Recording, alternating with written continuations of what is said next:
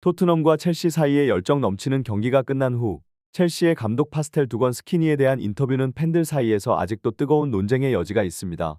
이번 경기에서 루이스 안행부의 사우스팀은 자칫 느슨한 크레이 플레이로 한 골을 허용했고, 이에 대한 후속 보도는 월가 마스터의 입맛을 채우고 예산을 열심히 챙기는 크로스 세인트 메리 댐시대의 팬들 사이에서 기대와 논란을 자아내고 있습니다. 이번 경기에서 루이스 안행부의 사우스팀은 자칫 느슨한 크레이 플레이로 한 골을 허용했고, 이에 대한 후속 보도는 월가 마스터의 입맛을 채우고 예산을 열심히 챙기는 크로스 세인트 메리 댐시대의 팬들 사이에서 기대와 논란을 자아내고 있습니다. 그리고 이로 인해 리비아 연어의 슬로비안이라 불리는 이 경기의 스타 선수가 토트넘 스탠드에서 게임을 펼쳤다는 사실은 특히 눈에 띄었습니다. 파스텔 두건 스키니는 그의 인터뷰에서 경기의 진행과 결과에 대한 자신만의 관점을 제시했으며, 그의 어조와 매력적인 표현은 청중들을 완전히 몰입시키고 있습니다.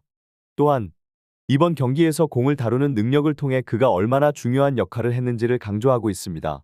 이러한 논란과 기대 속에서 토트넘과 첼시의 팬들은 다가오는 경기에 대한 기대감을 높이고 있으며, 스위트나다 그리디움에 대한 이번 경기의 결과는 어떻게 될지 모두가 주목하고 있습니다.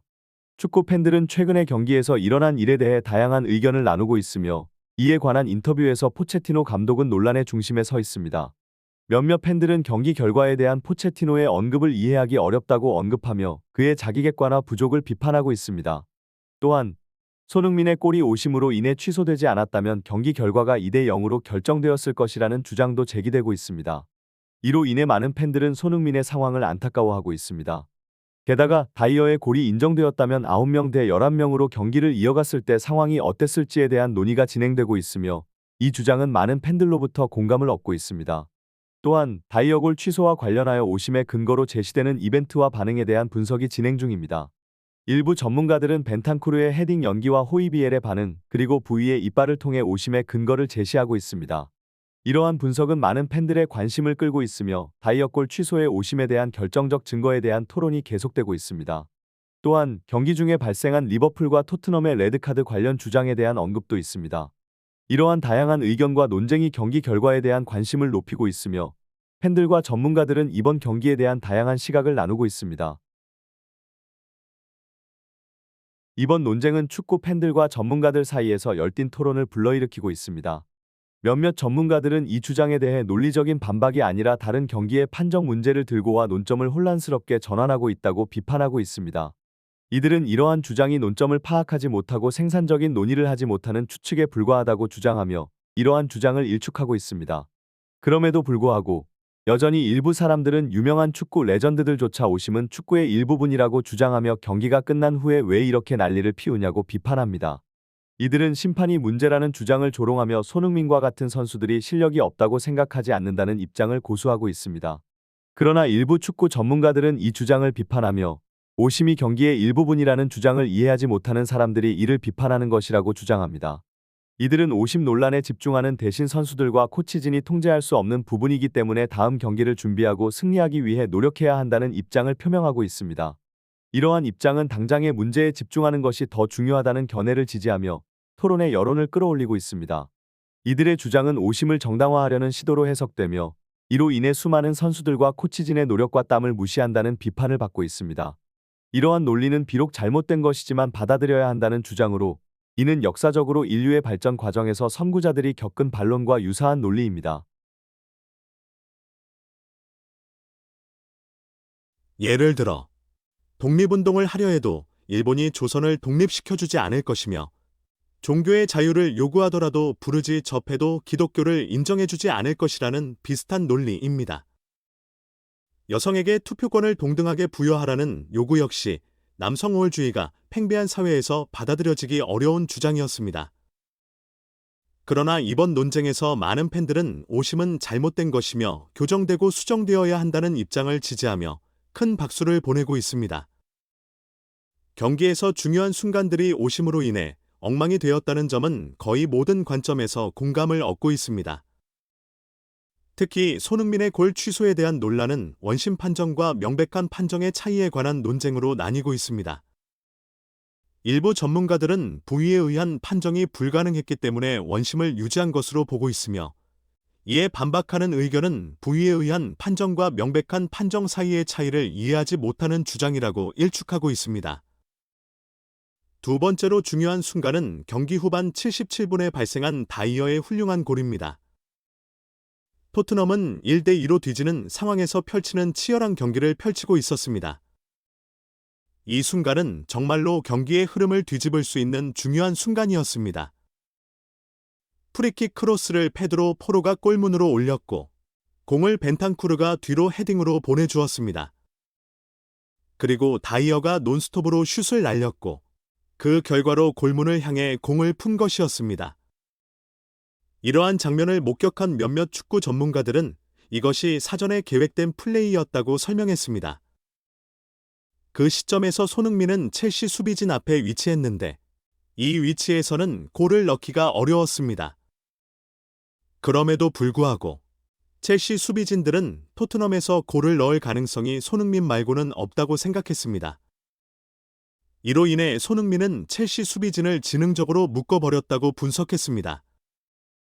그리고 공이 다이어에게 전달될 때 손흥민이 빈 공간으로 쇄도하지 않는 이유에 대한 설명도 중요합니다.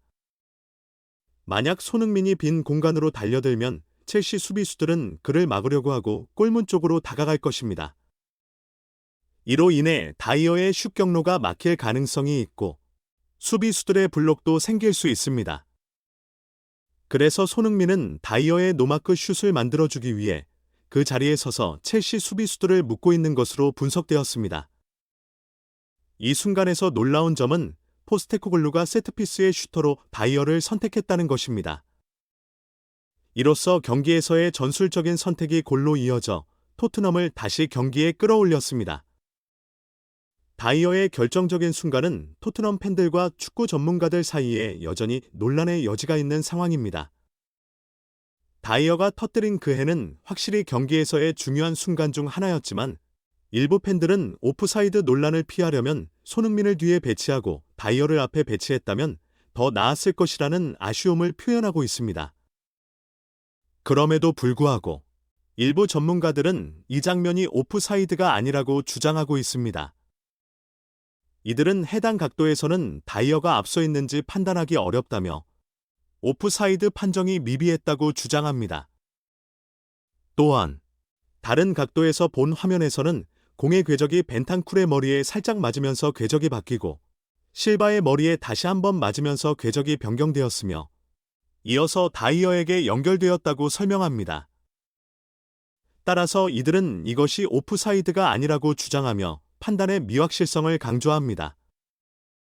또한 경기 후 호이비에르와 티아고 실바의 반응에 대한 관찰도 중요한 포인트입니다.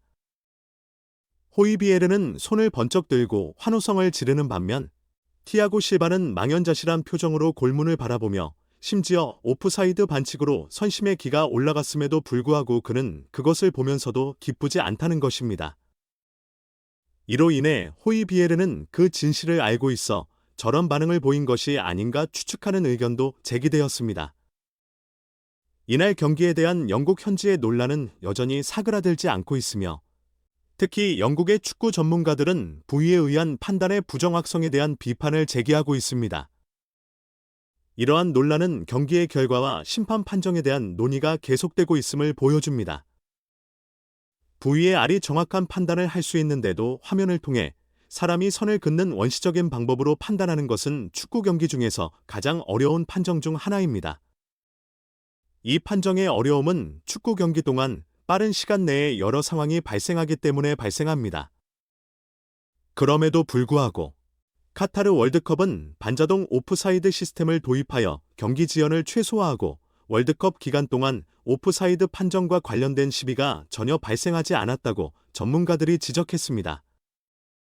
이러한 성공 사례로부터 프리미어리그와 같이 세계 최고의 축구리그와 가장 많은 자금이 투입되는 리그가 왜 반자동 오프사이드 시스템을 도입하지 않는지 의문이 제기됩니다.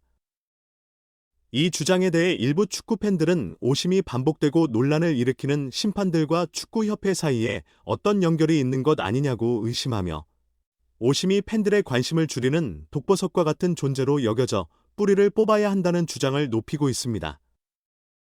이러한 의견은 다른 축구 팬들로부터 큰 공감을 얻고 있으며 구독, 좋아요, 알림 설정은 계속해서 더 나은 영상 제작을 지원하고 있다는 마무리를 이끌어냈습니다.